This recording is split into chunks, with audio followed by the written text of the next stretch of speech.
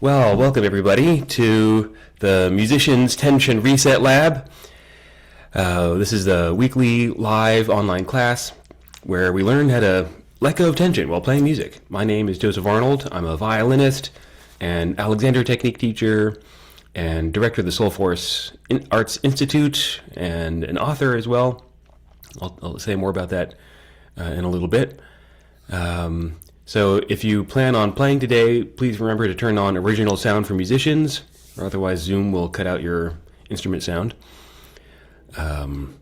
And before I get into today's topic, kind of curious, if I were to have a workshop on performance anxiety, like how to let go of performance anxiety, even if you have like really terrible anxiety when you play, would that be interesting to you?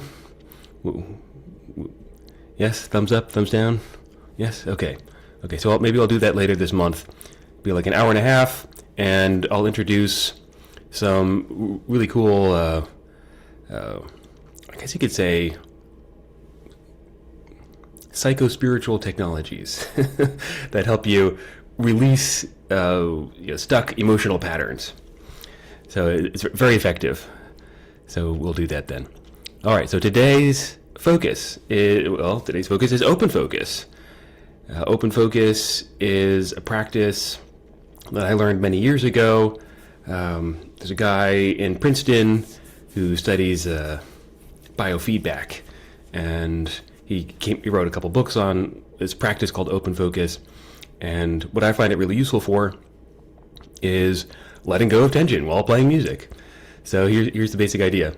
When you're playing music, it takes concentration to do that, right? Especially if you have a tricky section, or you have some sort of tricky rhythm or technical thing, or if you're making mistakes, you'll probably notice that your attention goes whoosh, right? You get tunnel vision, and your shoulders are up by your ears and tense, and you stop breathing, right? And this can be really frustrating because it seems like the harder you concentrate, the tighter you get. And when you're getting tighter like that, you end up making more mistakes. And so you concentrate more, and then you get tighter, and then you make more mistakes, right? So it creates this vicious cycle, the mistake loop. And anybody ever experienced a mistake loop? Right? So yeah, that's how train wrecks happen. And so in any case, it's possible to disrupt this loop, and open focus is a really powerful way of doing that, because it teaches you, instead of tightening in around a mistake or tightening in around a technical challenge, it teaches you to open up. And that makes such a big difference for your feeling of well-being and the ease in your body. And it really supports your music, because music is supposed to be free and open and flowing, right? Not supposed to be like tight and rigid and effortful. and yet, this is so often the experience that we find ourselves in, right? And I don't know about you, but especially with my classical kind of training, the elite kind of training that I had, that whole world is all about, tight focus and pushing through, but it totally contradicts what music is about, at least in my opinion. And so open focus was really important for me personally, because like I mentioned last time, I am I'm a violinist, and I had injuries in both my arms, repetitive strain injuries. I could barely play anymore. So back in college, and Alexander technique really helped me. And I learned about open focus in Alexander technique school, and it was like such a key piece, because even with something like Alexander technique, who here has ever had an Alexander technique lesson? All right, so it's a method of learning how to use your body with less tension and more ease. And even with that, what I noticed was when I would try to do some of the sort of relaxing techniques that I was taught in Alexander technique, I would still do them in a way where I would get tight. So I would be trying hard to relax, right? Which is a contradiction. And And it wasn't until I started to open up my focus that I was able to relax. And what I love about this is that it's just so easy. It's so easy to implement. And I teach it to even my young violin students, and they get it right away. And it makes a difference right away. You know, they relax, and their music flows. There's more musical expression happening. They feel more comfortable when they're playing. Actually helps with performance anxiety as well. So this is what we're going to get into today. I'm going to share with you what open focus is, how to do it in a little experiment, and then we're going to apply it to your playing. So be sure to have your instrument ready for that. And at the very end, we'll have a raffle for one of my books.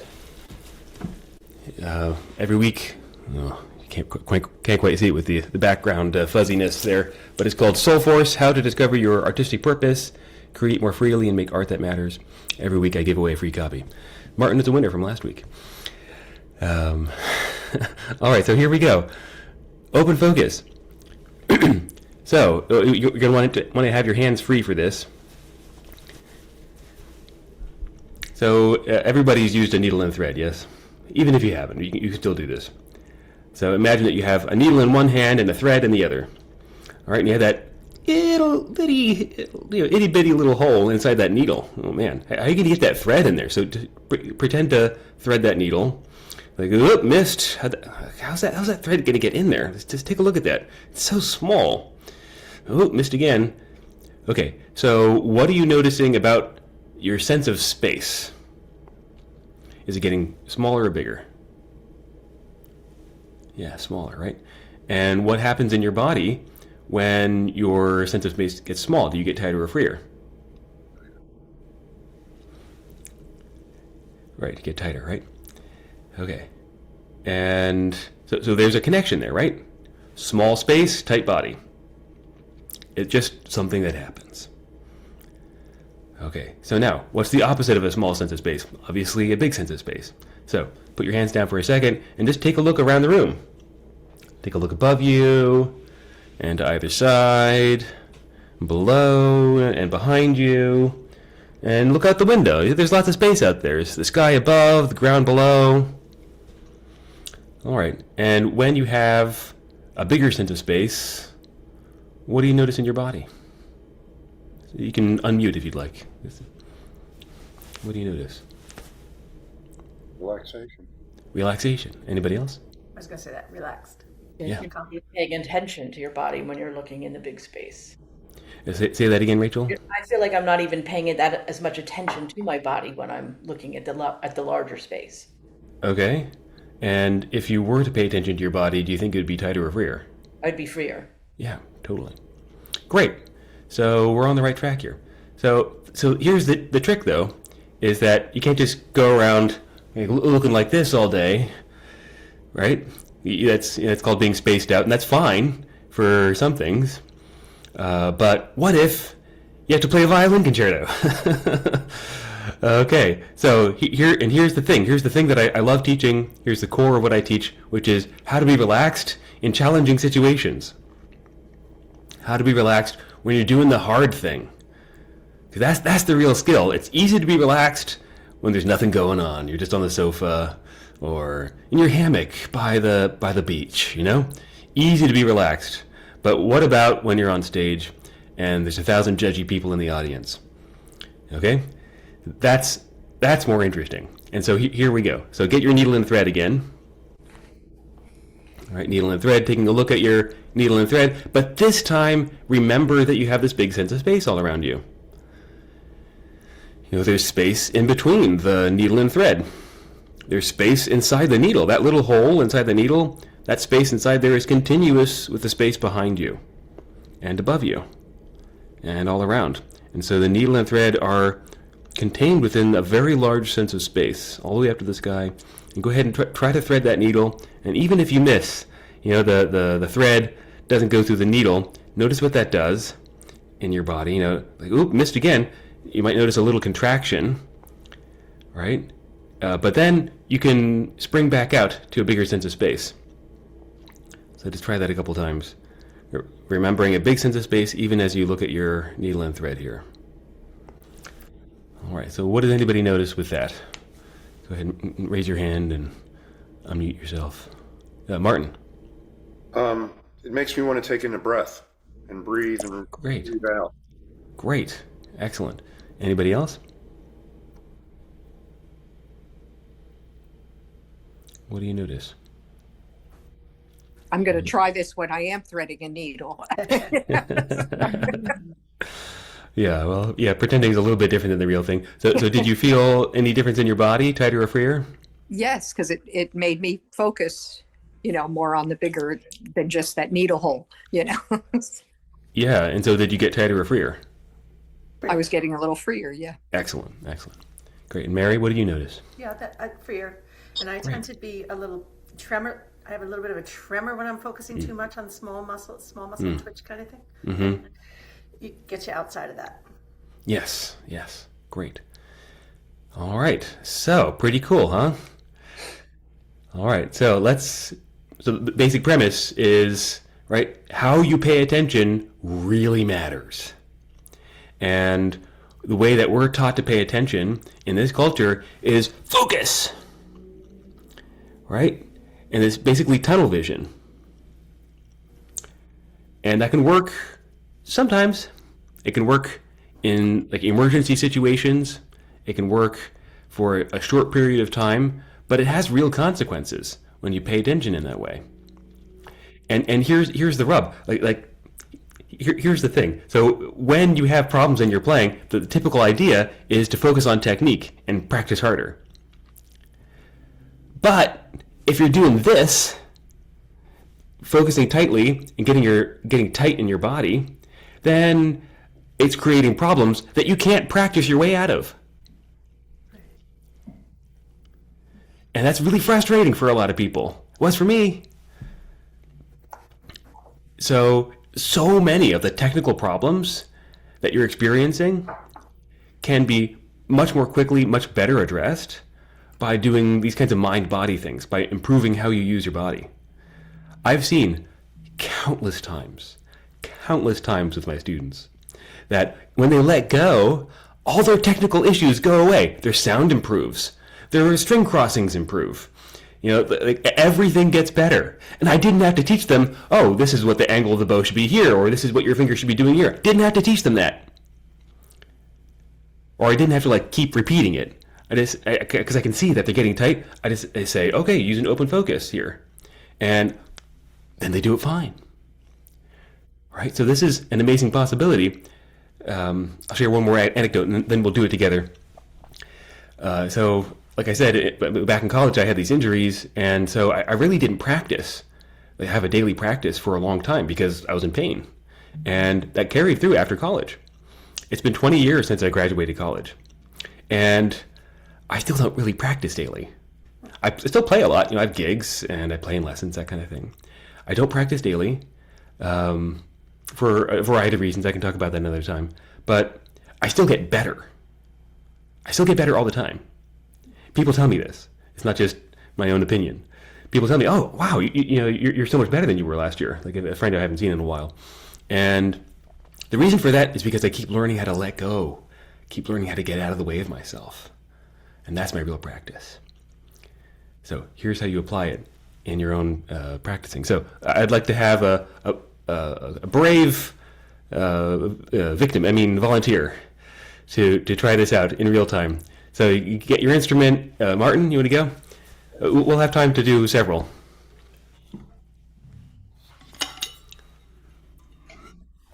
All right, so here's what we're going to do. Just like last time, I'm going to have you play a short passage where you notice that you normally get tight. All right, and then just tell us what you notice.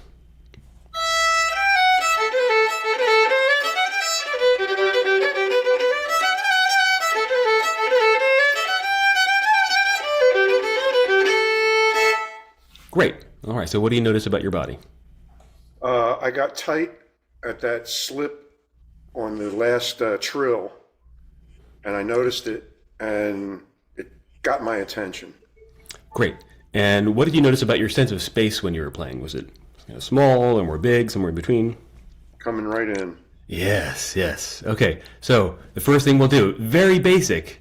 Put your violin on your shoulder and just take a look around the room. Like, oh yeah, there's space all around me. All right, and then remember that when you're playing that space.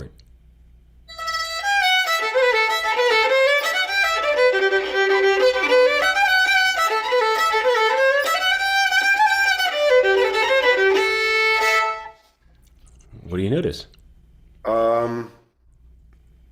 I didn't focus on the mistakes I was making. I had a couple of slips, Uh-huh. and I sort of recovered from it. Okay. Quicker. And went on Great. to the next part. Great. Already. That's really great. Like, it sounds like your habit, like most of us, when you make a mistake, you tighten in. Yeah, You try to fix it. But it's too late, right? yeah, The because mistake has already happened. the tune's already going, and then the next mistake happens because I've Exactly. focused my attention away. Yeah. All right. One more time. Big sense of space. See if you can make that your priority. Just notice a really big sense of space when you play.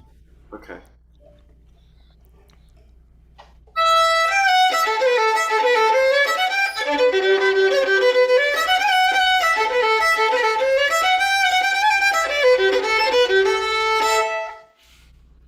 What do you That notice felt this better. time?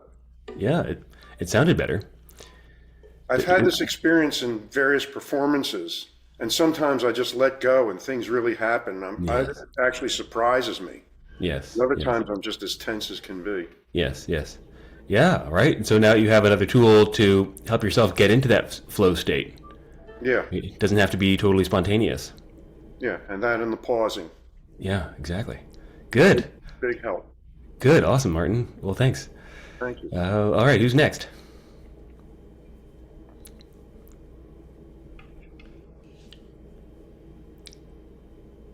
Come on, this is your moment. Be bold. Claim your spot. Who's next? All right, I'll give it a go. All right, Rachel. So my point of tension always comes around double stops. Okay. And double stops, especially when there are sets of double stops with shifting Yes. involved. So this is a passage from that I'm working on, Brahms Opus 8, piano Okay. trio, third movement, has this very issue. And so it's a combination of two strings, intonation, and shifting, kind of becoming a tension point. And Yes. so you can maybe get 2 out of 3, but when you really start to focus on all of that, all hell breaks loose. So let's see what I can do here. Okay, so why don't you play it first, just your normal way, and we'll see Okay. what we notice.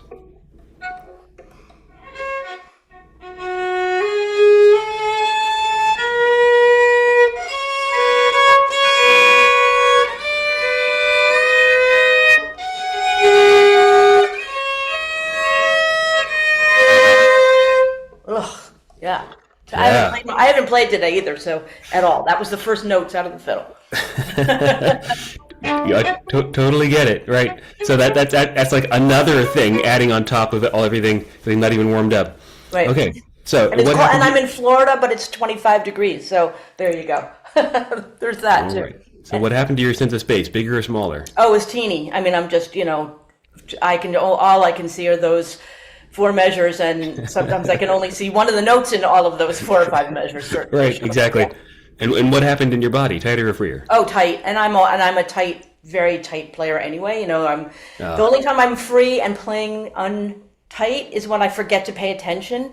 And then the minute I realize I'm not paying attention, I panic, and then you don't know where Yes. you are, and your notes fall away. And it's just like skiing. Yes. If you don't pay attention when you're skiing down a fast hill, you can go great. The minute you realize you're going down the hill, Yes. it's done. You're finished. Yes. Right? Okay, so I'm going to suggest another model of thinking about this. So right now, my interpretation of what you're saying is that you're so used to going like this all the time. This is what feels like normal, and sometimes, but it's really tight, and this is what feels like safe as well, because you're so used to it. Mm-hmm.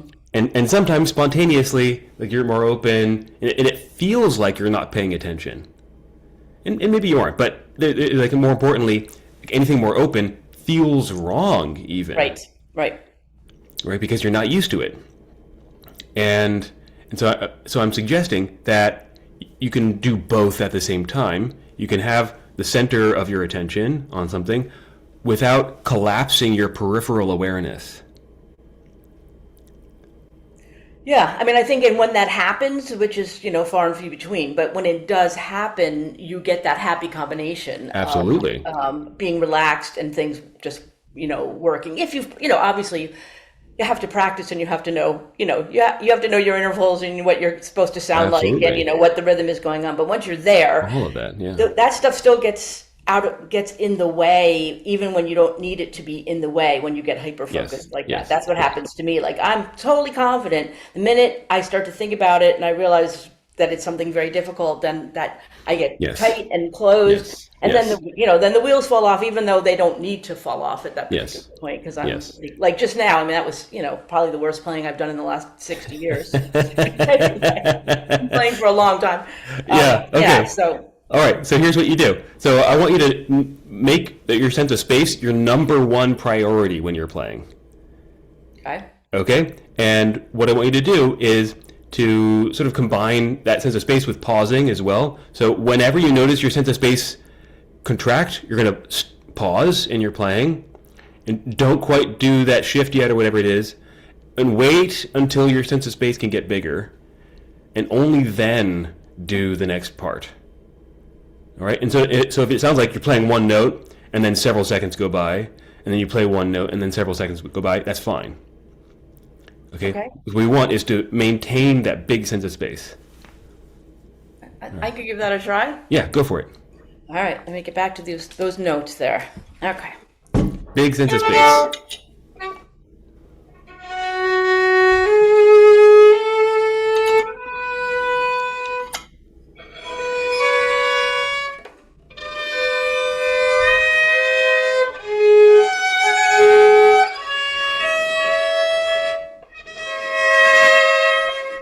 Better. A lot better. Better. Yeah. Do you mind if I ask what anybody else notices? 'Cause I noticed several things, but I'm kind of curious what everybody else is noticing.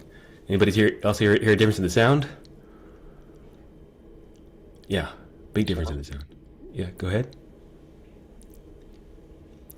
Well, I'll just say first of all, being on video, I worked for 45 years, and in the COVID era was the first time I ever had to get on a Zoom call, and I fought against that with every tooth and fiber of my body. So this is not my favorite place to be. I understand. Like, I don't like my photograph taken. I don't like being in videos, and I don't really like performing. And maybe a lot of it's anxiety, but I play for me, and I play a lot, and I play with lots of people and lots of places. But this, with people watching in such an intimate setting, is quite a daunting thing for me. I will just say. Right.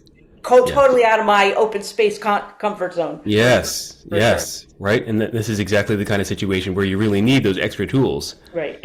Right. Okay, good. So I noticed that you looked freer when you were playing, and your sound was much more open, much more open. Like the first time, it sounded like you were like scrunching the bow into the strings the whole time, but this time it sounded like your bow is like gliding on top of the string.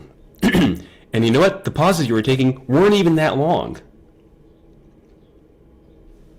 So if you practice in this way, then you're practicing not just getting the notes right, which is kind of a tunnel vision way of thinking about music, but practicing like how you would actually want to perform, right? You want to perform in this open way where your sound is really resonant, right? Mm-hmm. Things are flowing. So this is how you do it. Okay? Yeah. Good? Give it a try. Thanks. You're welcome. All right. Let's do a couple more. Who's next? Oof. You doing okay there? I'm all right. Earned my second cup of coffee this morning. I Good. guess I could jump in. All right, Mary, go for it. I'm just trying to think of what to sample here, but Sure. Anything hard. I know, anything hard. Okay, solo Bach, how's that? Pretty hard. There's a lot, but I'm working on the partita number 2, and there's a section, sort of cross strings and fingering, that I always start to get really tense when I see it coming. Yeah. The black lines on the side saying work on this. Yeah. Let's see, it's hard to just drop a needle in, but I will.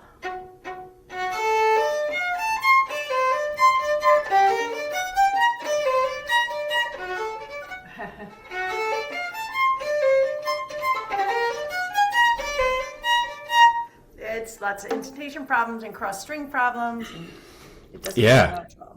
Tricky section. Yeah. So, same question. What happens to your sense of space? Smaller or bigger? Small, Yeah. And in your body? shoulder, Yeah, all of that. and jaw gets tight. All right. So why don't you do the same thing as we did with Rachel?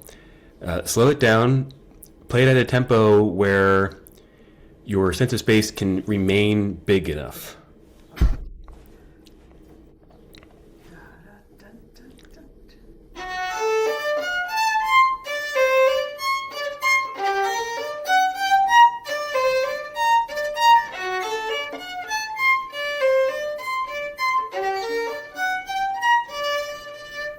All right. Yeah. More Okay. relaxed. Yeah, more relaxed. What did you hear in your sound? It's more clean. Yeah. It's Yeah. definitely cleaner. Yeah. Yeah, good. Well, that's pretty straightforward. So, are there any particular moments? Well, what did you notice about like the times when you felt more open or more closed? I definitely still feel that a little tension when I know I have to shift to second position, and nobody likes second position. And then I my like second fourth- position. No. And my pinky, I have a kind of a short stretch, so I get nervous when I have to hit my intonation on my fourth finger. Yeah. I'm Okay. kind of trying to work on that.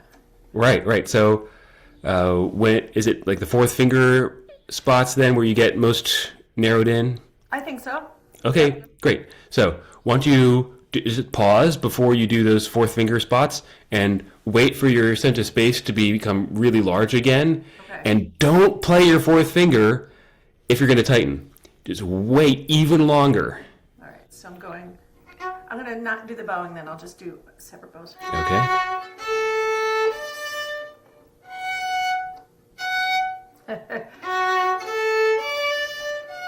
Big space, big space, big Okay. space.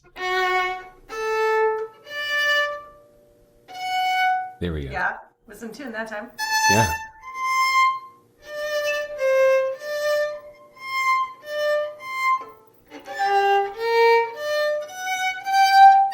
That one's easy because it's B flat, but okay. So big space before that challenging spot. Yes. Okay. All right. Thanks. Big Yeah, space. yeah, you're welcome. Why don't you do it one more time and pause even longer before you do those fourth fingers? Even longer, like if uncomfortably long.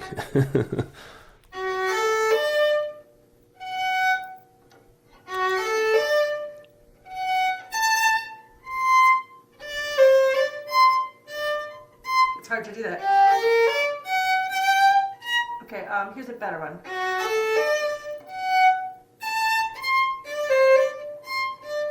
Okay. All right. I'll work on that. Yeah, you could take even longer pauses. Okay. All right. you So, want so Okay. yeah. So hold on. Okay. Sorry. Yeah, Just yeah. before the fourth finger thing, or Yeah. Even longer.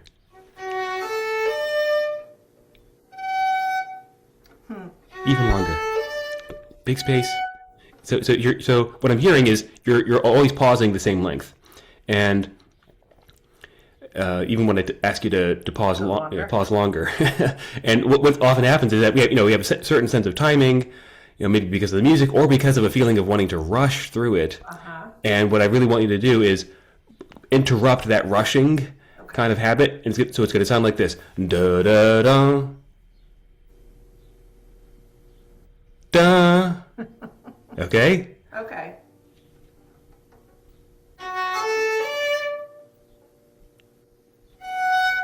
Good. So what happened to your sense of space there? Oh, there's plenty of space because I didn't have to.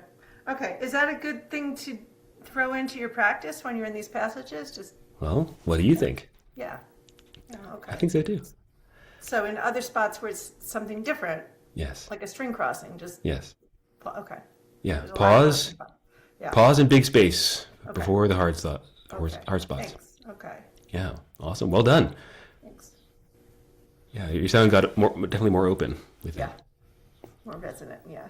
Amazing. Good. Well, we have time for some more. Who wants to go next?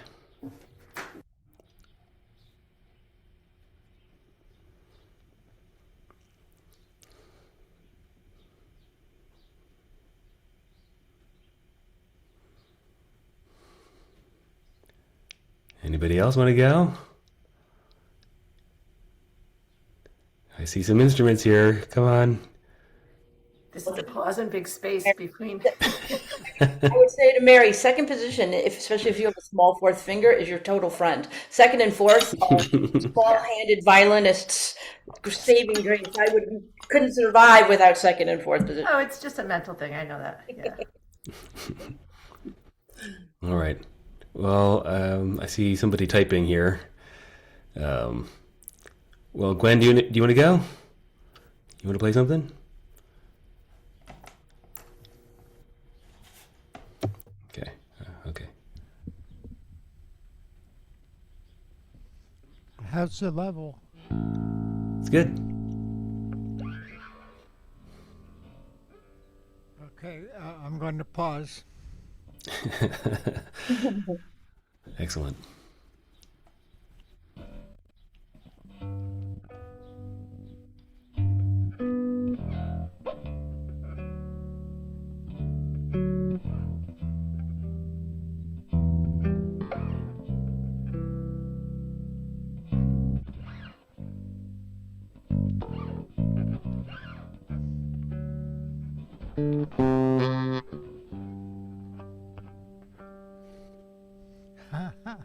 Yeah, well, that's one cup of coffee.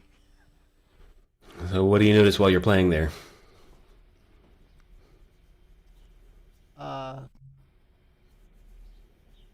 My attention drifted as I'm looking ahead, and I'm putting tension in my left shoulder. So your attention drifted to the tension in your left shoulder? Oh, yes. Okay. All right. And okay. So that tension in your shoulder was happening while you were playing? I tension it constantly. I don't know why. Yeah. That's something that I've been using pauses to look at that. But I notice the connection between my distraction and the tension in my body. Yeah. The connection between when you get distracted and when your body gets tense? Yes. Okay. Tell me about that. How does that work?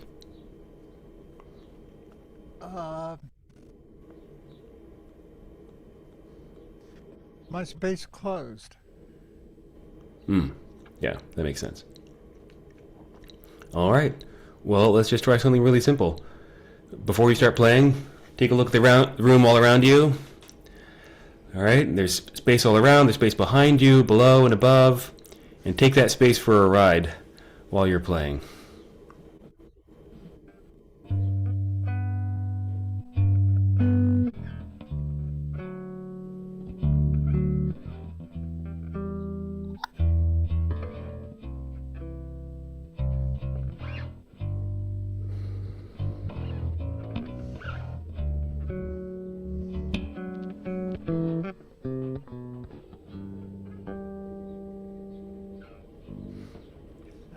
Oh, that feels better. Excellent. What do you notice? My upper body is less tense, but I've now moved tension to my lower body pelvis area. All right. So your upper body's less tense, but your lower body got more tense? Yes. Ooh, interesting. Why do you think that happened?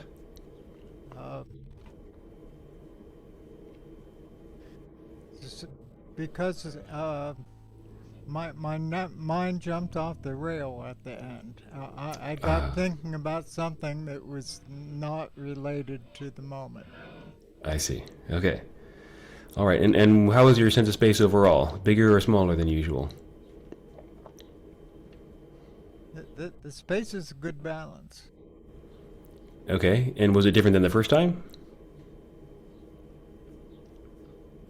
Well,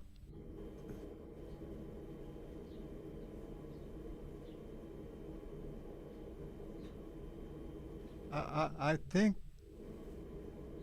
If I add the space to my breath, that'll open things up. Well, what I'm asking is, was your sense of space different this last time you played compared to the first time you played today? Oh yes, very different. Okay, good. And overall in your body, were you tighter or freer? I'm much more relaxed the second Excellent. time around. Excellent. Okay, great.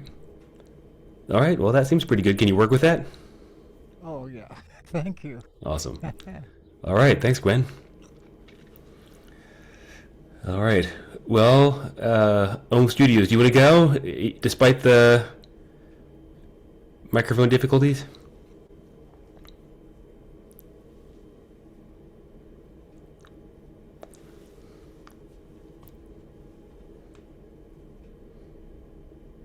No? You can't figure it out? Try that. How's that? No. Well, I mean, at least I can hear what you're saying.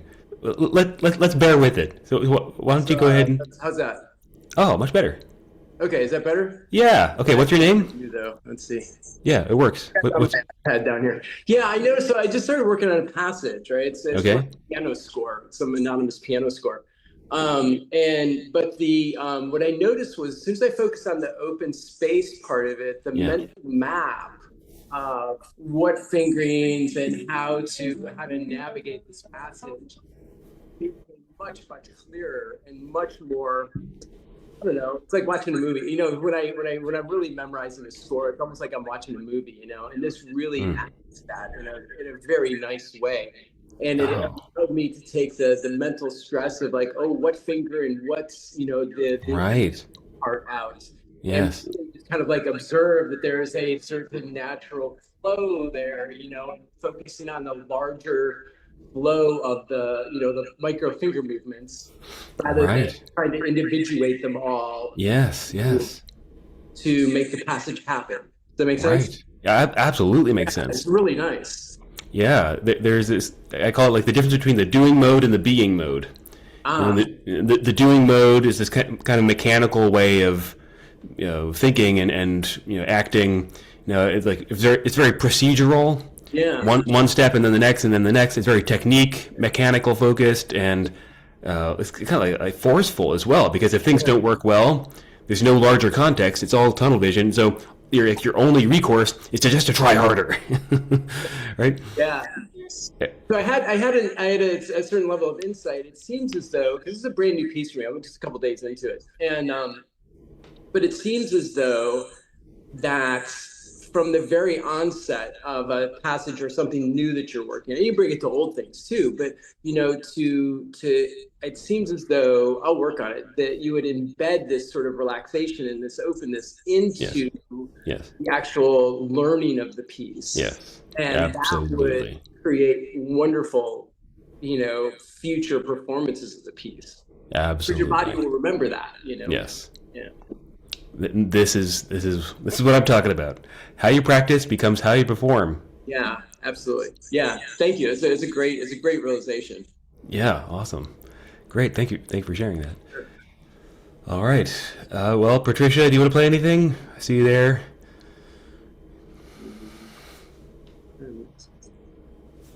I'm sorry. I'm very unprepared. I didn't bring my violin out even. I'm at my sister's right now. She had a medical issue, so. Oh, okay. But I didn't want to miss your class. I think this is going to be very helpful for me. All right, good. Well, good. I'm glad you're here anyway. And this goes for any of you. If you practice with this stuff this week, and there's anything that you notice, you have any questions, you can just reach out to me. I'd love to hear from you. Thank you. Yeah, you're welcome.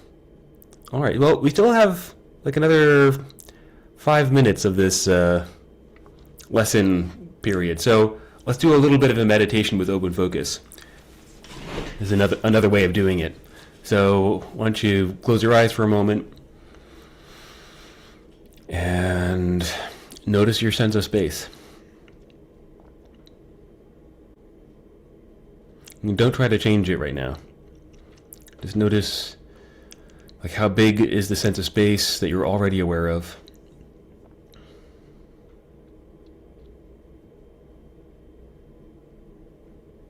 What are its contours?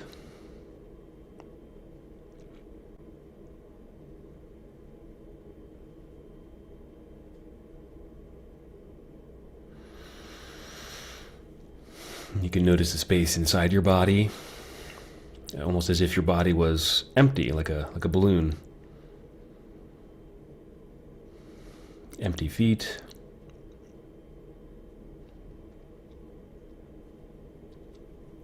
Empty legs.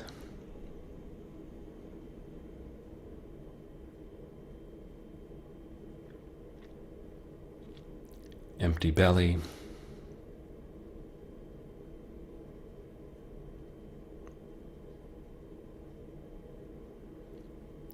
Empty torso.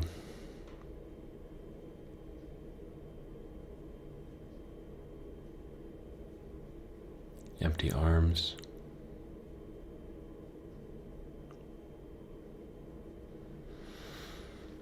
Empty head.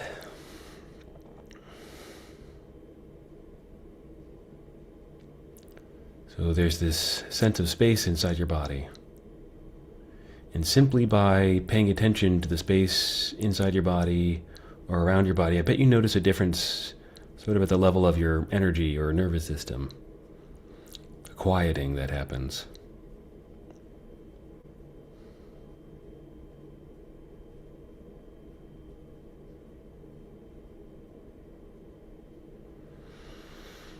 And now imagine that the boundary of your skin is permeable. The boundary of what you call yourself is permeable. And so the space inside you and the space outside you and around you is all continuous.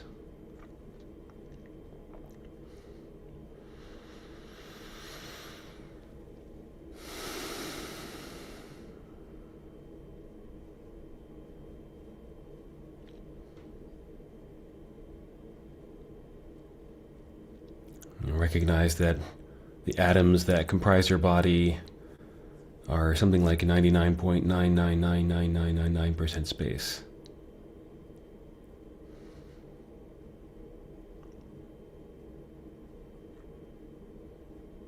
You feel solid, but that's just a feeling. Even the feeling itself is 99.999999999% space.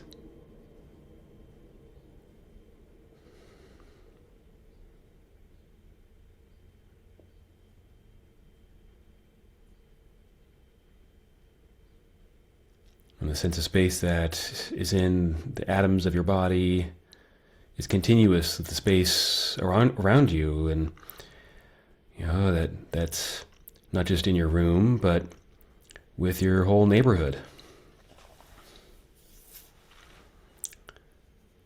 And your whole city.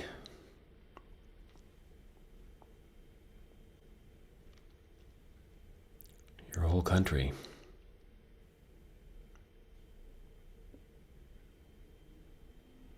The whole earth.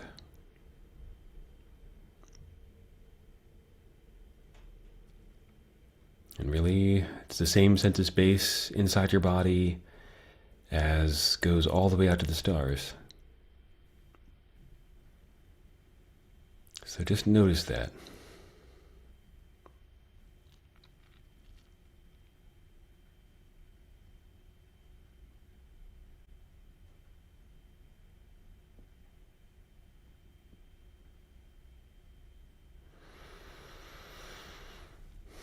All right, and then as you open your eyes, keep that big sense of space with you.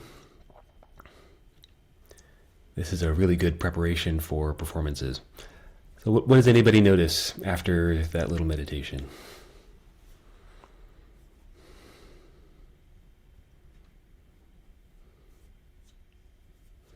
You want to unmute yourself? Anybody? Patricia? Calmness. I feel calm right now. Calm. Excellent. Light. You feel light. Great. Anybody else?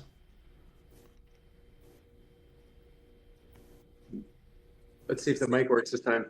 Yeah, I could feel the tension in my shoulders let go, my hips, the emptiness part of that was really good. Start from the feet all the way up. I could just feel like all of any little individual tensions just relaxing and melting away. It was really awesome. Love that. And Christabel writes, the expansiveness, feeling of growing. Great. And Martin, do you have something to say? Felt like I wanted to stretch out, take deep breaths, and just blow out the tension. Yeah, totally. Yeah, we have a cultural habit of going like this all the time, tunnel vision, right? And simply by this little meditation, just a minute or two, you can undo so much of that conditioning. Alrighty, so that's open focus. There's a lot more we can say about that, but that's all we'll do today. So I have some announcements. Okay. So your homework then is to apply this to your difficult passages in just the way that I showed you. You can do that pause before you do the hard thing, or just slow it down enough so that your sense of space stays big. And trust that if you do that, you'll be able to get it fast enough again. It'll happen. What you don't want to happen is ingrain your attention into your practicing. You don't want to do that. So the more you practice freely, the more you perform freely. And that's what we want. Okay, so some announcements. We're going to do a raffle for a free copy of my book in just a minute. Let me see, check my notes here. Oh yeah, if you want to go deeper, you can do that in a couple ways with this work. The one is, getting a copy of my book. I also have a 10-part online video course called Your Body is Your Instrument, and I'll put the link to this in the chat. And that's on my website. I also have a group program called Perform Without Pain, meant for musicians who, are experiencing chronic tension and pain. And we're going to go really deep into techniques like the ones I've been sharing here, plus lots of others, and there's lots of other kind of support. So there's weekly calls, but also mini lessons throughout the week that help you can apply right away to your practicing, and will help you in a very short period of time, like really transform your playing to being quite at ease very quickly. And that's only $99 a month. So if you come to all 4 of those and all 4 of the free tension reset labs, that's a lot of material, probably more than you can handle. But you get really free really fast if you did that. I also offer some one-on-one lessons. I'll put the link here. I'll show you. Soulforcearts.com/PWP, Perform Without Pain. You can get all the info there. And if you're interested, you can book a call and we'll talk about it. All right. And one more thing is, I say that I offer this musician tension reset lab for free. And I do, but it's also, in a way, a gift that I'm offering. And if you feel that it's genuinely helpful for you, I'd love to know that and to receive your gratitude in whatever way fits for you. It doesn't have to be monetary. It could be just a note that says, "Hey, I love this," or social media post, or bring a friend, or you can sign up for one of my programs, or you can send me some cash on Venmo. I'll put that in here as well. I really like this idea of the gift because I really care about what I'm doing here. I bet you can tell that. I really care about musicians and helping musicians play more freely, to express our soul force. And I wrote a whole freaking book about this. It took me 3 years to write. Right? And so I'm really connected to this mission, and I'm very happy to share this. My Instagram name is @SoulforceArts. And it's nice to receive something in return as well. So that's that. And here's my Venmo at Joseph Arnold Studios. And if you don't pay anything, it's fine. This is genuinely a gift. So don't worry about that. All right. So we're going to do our raffle to win a free copy of my book. If you are interested, I'm going to pick a number in my mind, between 1 and 100. And the person who gets closest will win that copy, and I'll send it out this week. So thinking of the number. Okay. So I have a number in my mind. So if you want a free copy of the book, put your number between 1 and 100 into the chat.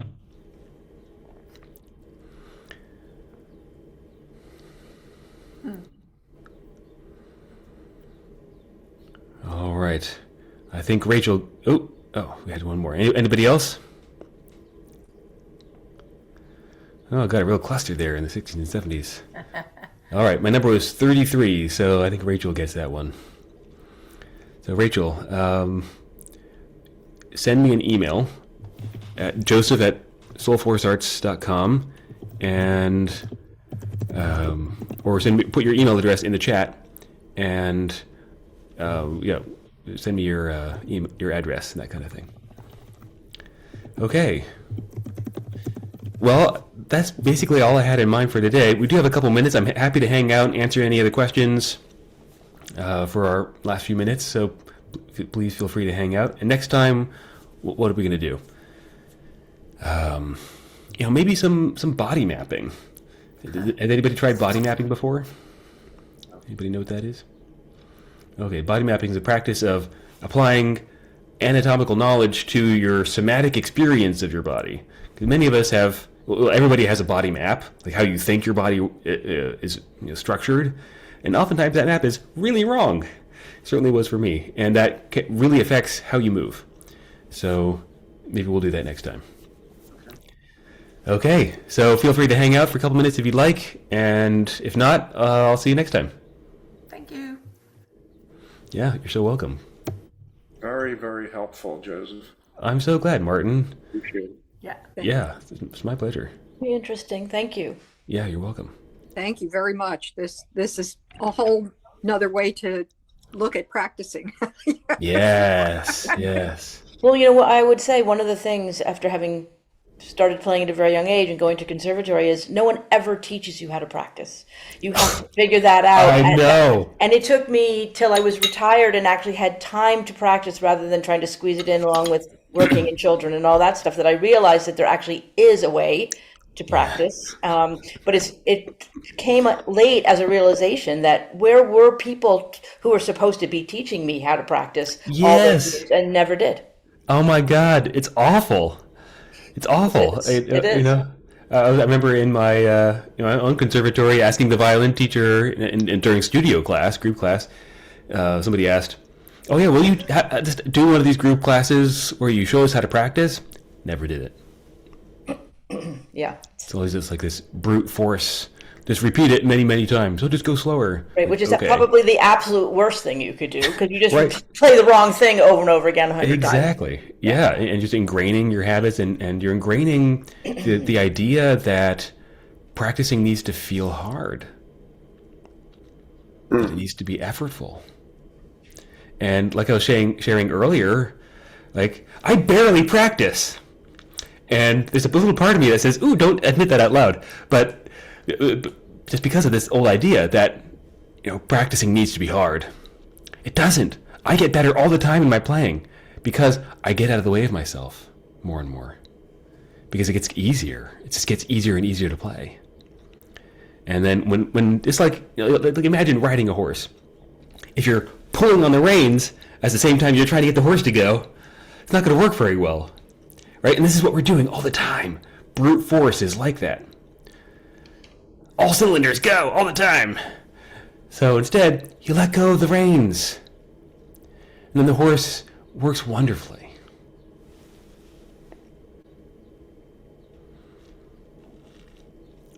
Yeah, I'm very variable in how much tension I have. And I had one performance where I was really nervous ahead of time. And I started telling jokes and doing imitations. And that relaxed me. And it was probably the best time I ever had. That's great. What a great idea. Yeah, music doesn't The have to be so- audience Yeah. laughed at my jokes, which were, dumb jokes, but it really Right. worked. Absolutely. And think about the historical evolutionary context of music. It wasn't one person alone on the stage playing for all these other people who are being quiet. It was a communal experience. Yeah. Very, very relational. People dancing and singing and talking all at the same time. Yeah, that makes a lot of sense. Oh, I got to tell you, first, thank you very, very, very much. This is so valuable. I've scheduled a Zoom meeting with all our coaches, including the head coach, for Saturday to talk to them about what I've learned here. Oh, amazing. We see where it may go from there, but also Okay.